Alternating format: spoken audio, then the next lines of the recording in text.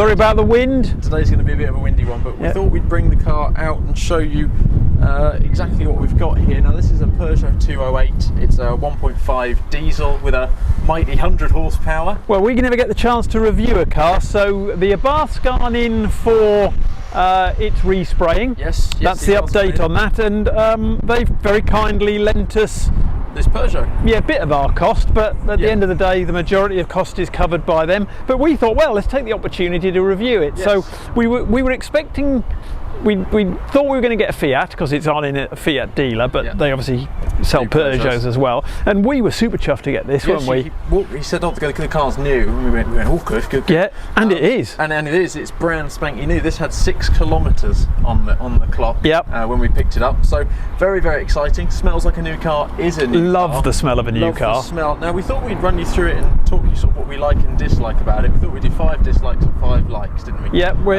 Just to walk you through it. Now this car is really popular. They've got the Peugeot, and the Corsa's also very similar. Yeah. The Citroen's also very similar. The Citroen's identical gearbox, isn't it? Yeah. So what should we run through first? Should we run through the exterior? Yeah, well, I think we were keen because we like the small steering wheel. Yes. We've always wanted to go at the dash because it gets universally slated. Yes, it does.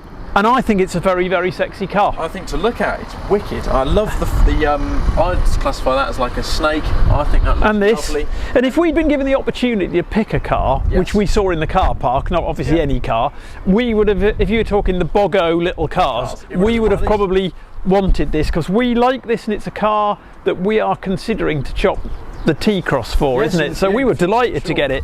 So outside I think it looks great. This has actually got wheel trims on it, but still it looks really, really nice. Yep. And outside we've got tinted back windows. The back lights, which I'll get a shot of as well, look awesome. It's got a door handle, because the ones that slide out, which we were looking at some in the showroom, the ones that you go close and they come out and you put your hand in it, they're bloody awful. They are. A proper good door handle. So a proper good door handle. Yep. And one thing I can compliment it on is it feels very well built. You know, very well built. Solid, at least. It feels like a solid little car. Let's move around to the back and have a look at the back lights, because I do really like them. Okay, so for me at the back, one of my favourite features is the black strip across. You can see they look slightly smoked, I suppose, because there's no chrome inside the light. And I do think the 3 features on each light are really, really nice. It's a Bogo. It is. Absolutely a Bogo. It does look like there should be something in there, but we'll let it off because it's a Bogo. And is it open? It is. So boot, good sized boot. Let's bring it over. You've got a fairly large boot lid, so if you're putting things in like a suitcase and you're old and infirm and weak like I am, that probably, I do like a adjustable floor, and I prefer a flat floor, and most in this bracket don't seem to do it, so there we are.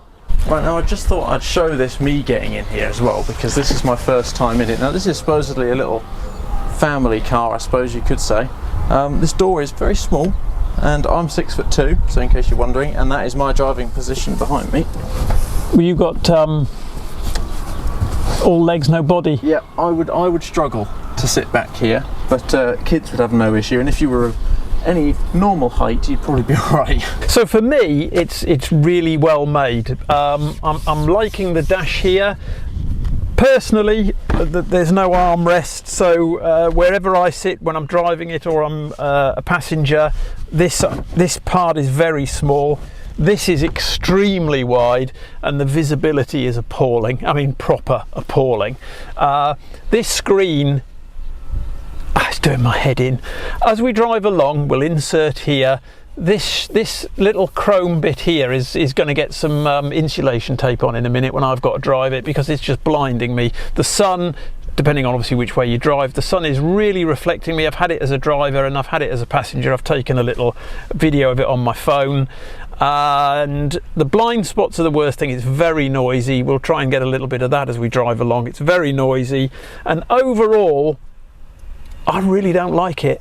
The screen, the temperature, we're in Portugal, and it's not climate control, it's just standard air conditioning, so therefore you've got to be fiddling with it all the time, and this screen is just so unintuitive, it is untrue. It's not a car I would even consider buying, so I think you're getting I don't like it. Right, so I'm in the driver's seat and you'll probably hear that, that's the fan on. So I want it quieter for our lovely viewers out there. So I'm going to try and turn it down. Now down here we've got aircon off and aircon max as like shortcut buttons. And on the screen, which I can't actually see at the moment, because if I'm going to get Dad to pass me the camera for this one actually, because I don't know if you can see that, that chrome strip is just shining. On camera you can see it shining, but in my eyes that is like the sun hitting my face. That's just really annoying. So, changing the... And sorry. he was on the way here, I was moaning about it, and he was going, it's never happened to me. Yeah, so in the screen here you can see there's not really any buttons. There's car, fan, so we can go on there and hit the fan option, and then you can select your climate control. But it's not, there's no temperature to tell you. It's sort of, I want it a bit hotter, a bit colder. And then the fan is a big button, and then you've got to press, if you've pressed that one, then you've got to press to go back to your music, which I don't even know where to find it. That's phone. I just want to go back to my Bluetooth. How do I go back to my Bluetooth? That's radio. I mean, I can't even find the Bluetooth. Yeah, the gear stick is in a good place to start with. As soon as you go forwards, it's too far for me personally. And the top, that's because you're all legs, no body. And the top is also a bit, you know, questionable in shape, but that's just personal preference. Now, I was really excited about getting in with this little steering wheel, and I do actually like it. The steering, you can see, is just one finger turn, really light steering. So if you like that sort of thing, which Dad does, I do. That's brilliant. Personally, as you know, I'm an Abarth driver. I quite like the firm steering. The buttons on here are fine. We've got up and down for the stereo, we've got voice control, and then this flicks through the menu on the screen up there, and the rest are just flick through here, and they bring up some menus on the sat nav, you can see. So we've got the car settings on there, like the start, stop, the parking sensors, all that type of stuff. So the steering wheel is really nicely laid out and fairly simple. The small takes a bit of getting used to, but like I say, the steering's really light, so having a smaller steering wheel doesn't matter. Moving up above, I haven't got the issue that a lot of people have said on reviews of this car where you can't see the dials because of Neither this. have I can see the dials clearly over the top.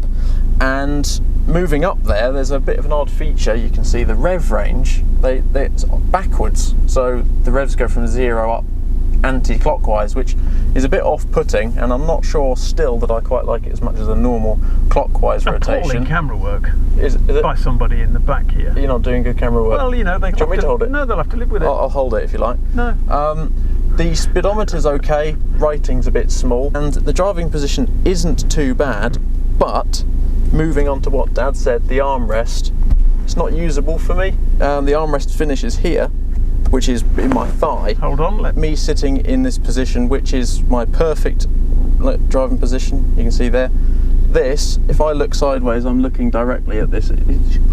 It's vast, if you see the size of that. So if you're a tall driver, this is going to be quite difficult for the visibility. And that there, if you can get that.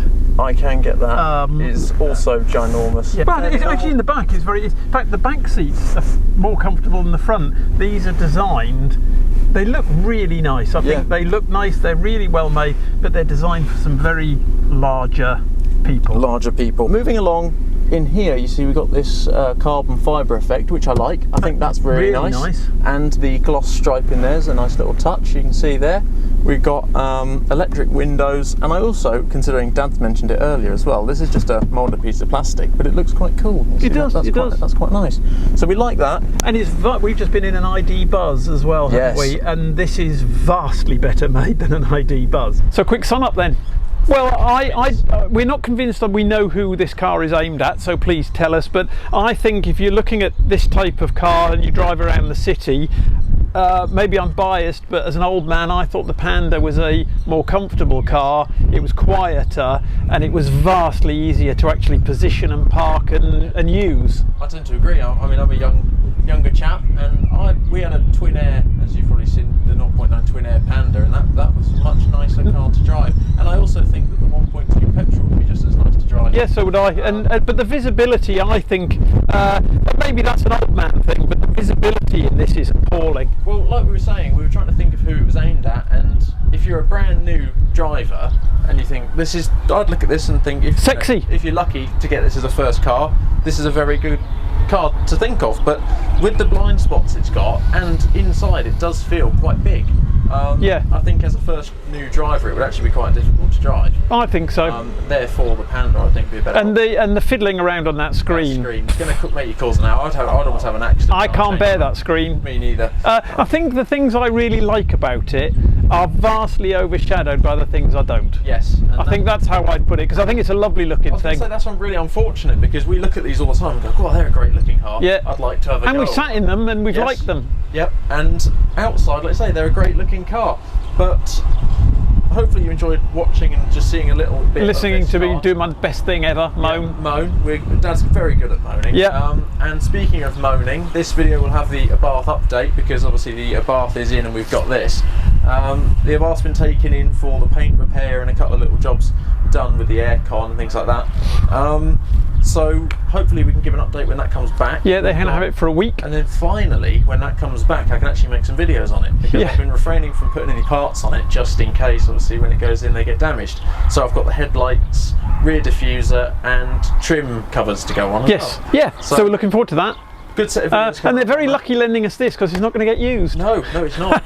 That's the thing. So that sums the car up. It does. It's free, we can put miles on it, and we're not going to use it. It's pathetic, isn't it? We'd rather drive what we've got. Very right. So hopefully you enjoyed watching, and stay tuned, because there will be Abarth videos, I promise, but we've just got to get it back first. Thanks for watching. Thank you.